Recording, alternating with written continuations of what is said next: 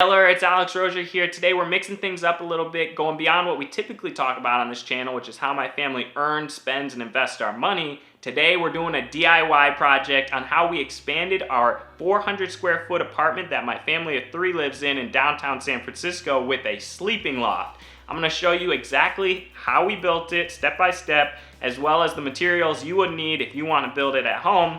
This sleeping loft expanded our 400 square foot apartment by 54 square feet. Now, 54 square feet doesn't sound like much. It's a 6 foot by 10 foot platform with an additional stair set going up and with compartments in the stairs and a light down below to keep the room nice and bright. But 54 square feet in a 400 square foot apartment, that's an additional 13% of space. It makes a world of difference. It's where my wife and I have slept over the past 3 years. I didn't post it originally when I built it 3 years ago because I want to make sure the engineering held up, and it has been battle tested. We've got more than 3 earthquakes. We've got babies jumping up and down on top of the loft, all kinds of things, people jumping off the loft. So needless to say, this thing has been battle tested and will suit your needs if you want to build this at home. $688, and here we go. Let me show you how I did it. The first step is going to be getting those materials that you need. And as I mentioned, the list is down below. It includes the loft materials, the stair materials, and the light fixture materials.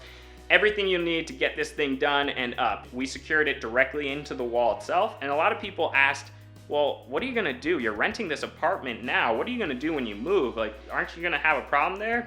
And so you see, actually, this is us taking it down. As you see in the back here, you see holes in the wall. Those holes are from us screwing the boards into the wall itself. And you see, it's not that big of a deal. We're gonna clean that wall. We're going to patch up those holes, and we're gonna paint over, and it'll be good as new. Grab a stud finder, go and find your studs, confirm they're on 16-inch centers, and then measure out where your lag bolts are going to be going into the structure.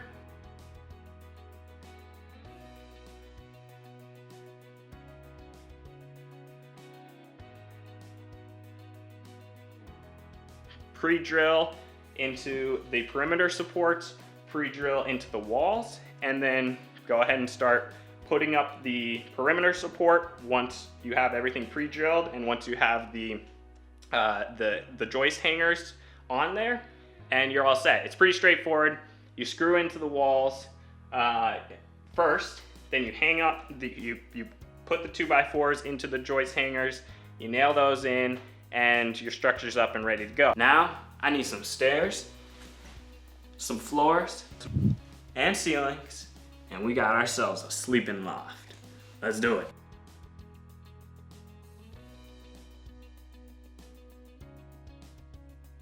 Yesterday, we spent all day at Home Depot picking up some supplies. Let's see what we got. We got some 1-inch plywood. We got some 1/4-inch veneers. We got some stuff to put it together. And tight bond wood glue. Not quite Gorilla Glue, but close enough. To put this all together, we're gonna be using a couple different things. Brackets and screws, and 3-inch lag bolts with a washer. We're gonna countersink the lag bolts with a Forstner bit so that they sit flush, and then we can throw on the laminate on top of it. I'll get started drilling the holes with the Forstner bit.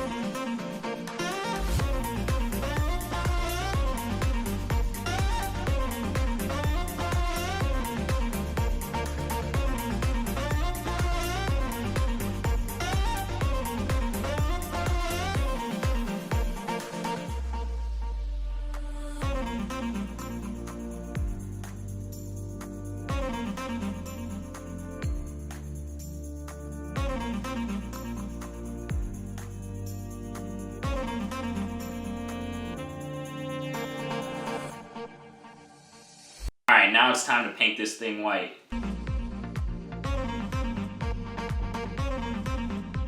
Now that we've gotten the structure painted white, it's time to take care of these steps. So we got this 1/4 inch finished plywood, which has a smooth surface on the top, perfect for finishing. And it also acts as a cover for the countersunk lag bolts. So we're going to paint that. We also got them for the back. We're going to do white on the bottoms and a black chalkboard paint on the back, which will be a fun little project. Once we get it finished, we'll be able to draw quotes and art. The primer is dry, so we're going to crack open the chalkboard paint and put down some layers of that.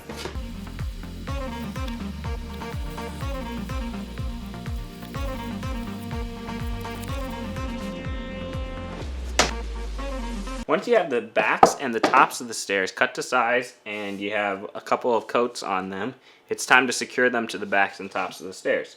To do that, we're just going to use some tight bound wood glue and clamp them down with a bunch of clamps to make them... I have his hair in my mouth. You're welcome. It has a big hair, and that's what you get when you live with a wife.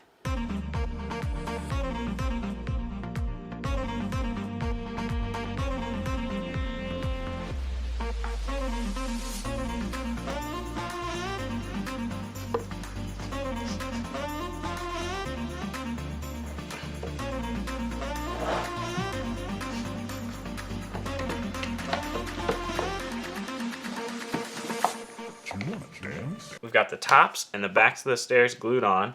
Now all that's left is put a finish coat on the tops of the stairs. To do that, we've got some polyurethane and a brush. And that's all we'll need. We're going to put 5 coats of polyurethane on the tops, and that should protect them for the wear that's to come with us walking up and down them.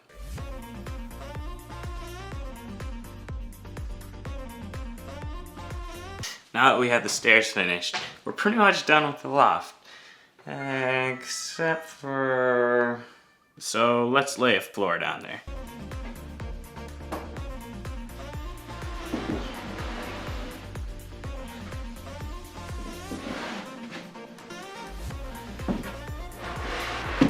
So now that we got those in place, we're going to put some screws through the 2x4 into the plywood bottoms to secure them in place.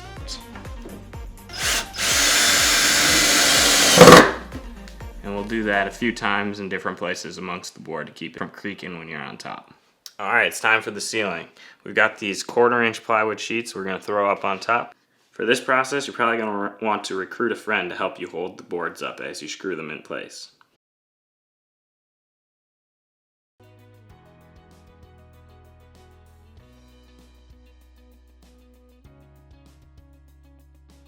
So let's talk about lighting. In 400 square feet, lighting is critical. We're lucky we have these big, beautiful windows that provide a lot of natural light to the space. But the main source of light, artificial light in this room, comes from an overhead light source. But that was being obstructed by the loft itself. So we had to come up with a solution. I repurposed a piece of an old bed frame that was in our favorite store, cut it down, cut a little section at the angle, got a LED light strip that's controlled by a mobile app, and just 2 simple screws after we cut the piece of wood out, taped the LED light into the piece of wood on an angle so that we don't see the LEDs themselves. They reflect off the top of the loft you see here.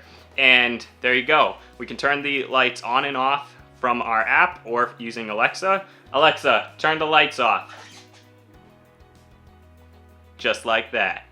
Sometimes she bugs out.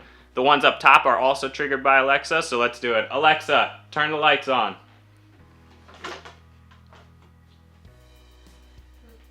Devastating. Alexa, turn the lights on. And the beauty about these LED lights is you can have a little fun with them too. Alexa, turn the lights on red. If you want to set the mood to a little spookiness, you got some red lighting. Alexa, good night. We also use the LED as a night light. As you see in the back here, that light stays on pretty much all through the night as a lighting source for both our son, Josh, and just for us if we ever need to get out of bed and go to the bathroom in the middle of the night. We wrapped the cord around the outside and up to the top and plugged it in up top, and it's worked for us like a dream. One eternity later. Took down the loft, Took down the stairs, 3 bolts for the stairs, and 16 into the walls for the loft. So now we just have to fill those holes, paint, and we'll be ready to move on out. As good as new. So that's how we expanded our living space, our 400 square feet, by nearly, 20%. We expanded the square footage by adding a sleeping loft that was relatively easy to build and take down. Granted, it did take some ingenuity and some creativity to get it up there, and a willingness to put in the time and effort to do it, but well worth it, and we loved having that thing here. I hope this was helpful for you guys. If you learned anything, let me know down below. If you want me to do another project, as you can tell, I like building things, so let me know if you have any ideas. See you next time.